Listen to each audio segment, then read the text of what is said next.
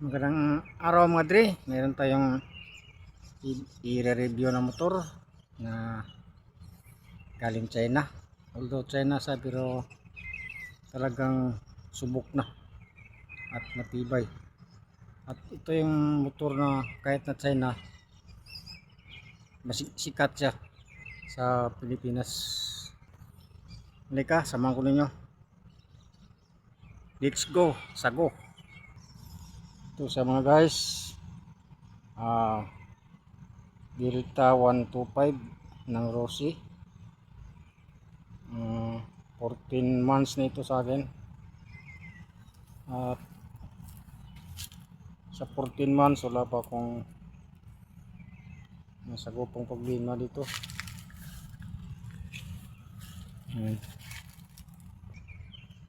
Hindi lang pang short, pang long ride din ito. 190 kilometers yung tinatakbo ko nito, north and south.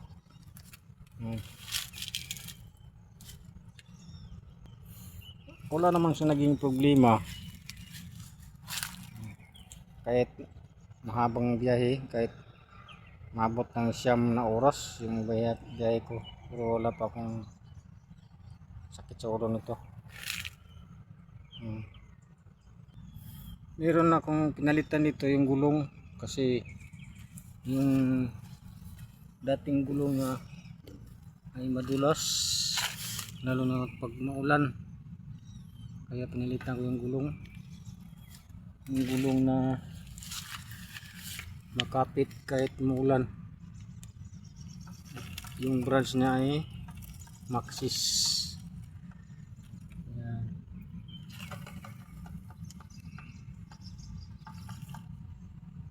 Maxxis kasi yung dating gulong niya kahit na bago madulas siya. Kaya dito yung sinahat, nalitan ko na rin Maxxis.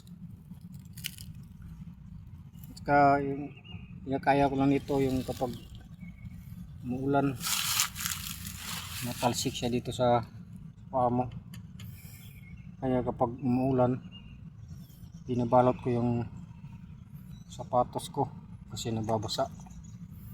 Yun lang naman. At saka wala pa akong pinilitan na ibang pisa dito kahit na 1 taon higit na. Saka yung side mirror niya iba na ito, hindi na yung side mirror na stock niya. Saka dalawang beses na akong na-slide dito, natanggal pa ito pero hindi siya nabasag. Tibay niya, kapal. Medyo mahal sa, pero sigurado naman nga matibay yung side mirror.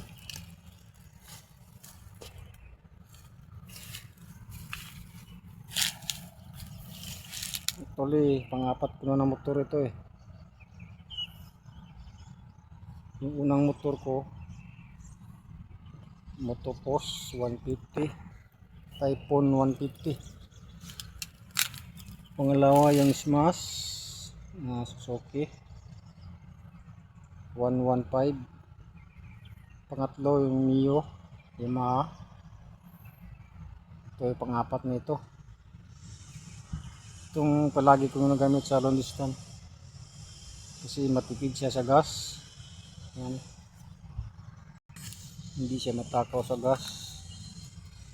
Ayan. Yung plaka niya 2 buwan pa lang dumating na. Iba yung kasama ko, yung kasabi ko dito, yung mas nauna pa dito, hindi pa nila po yung plaka nila.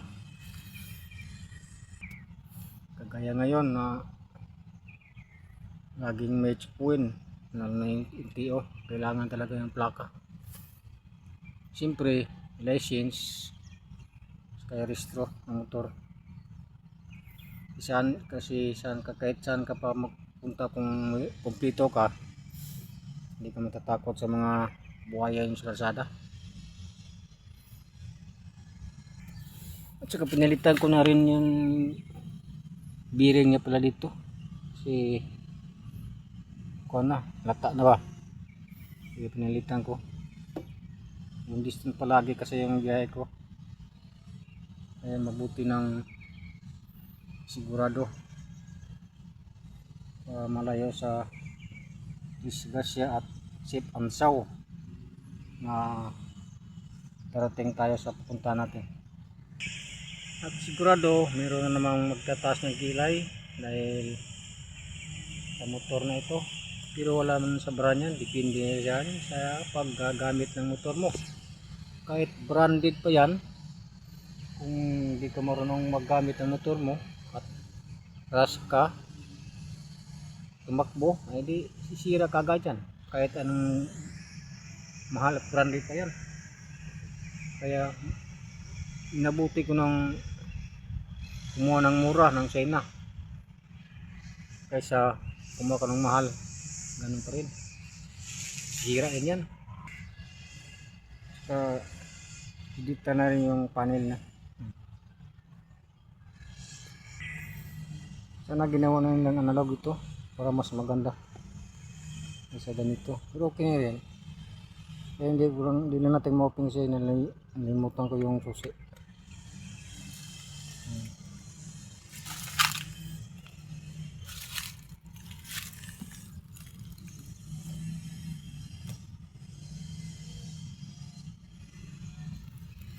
At pag-comment na rin sa mga mayroong ganitong motor kung ano yung naranasan ninyo sa motor na ito.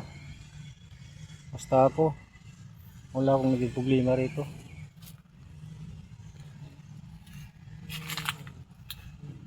Lagi niya akong dinadala sa paroroonan ko na safety. Walang naging problema.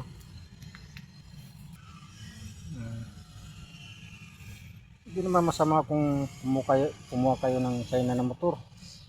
Basta lagaan lang mabuti. At saka wag ng bira ng bira. Dahil kahit anong motor pa yan, kahit branded pa yan, sisira din yan.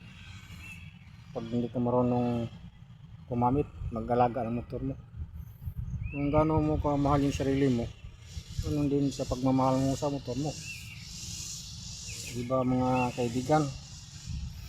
At paki-comment na lang ulit kung sinong mayroong motor na ganito, kung anong naranasan niyo sa motor na ito. Maraming salamat sa panonood. At bago tayo magtapos, shout out nga muna kay Marimar ng Usminyaktik, Mantalongon, Dalagit, Cebu. At kay Jinky Vlog ng Mindanao, Kumpra Family ng Maaw, Negros Occidental. At doon sa amin, sa mga kamag-anak ko, sa Matan at Bilacros Family ng Candomaraw, Hinigaran, Negros Occidental. Maraming salamat po. Paki-share na rin at paki-like kung nagustuhan ninyo ang video nito. Maraming salamat po. Don Sinwa.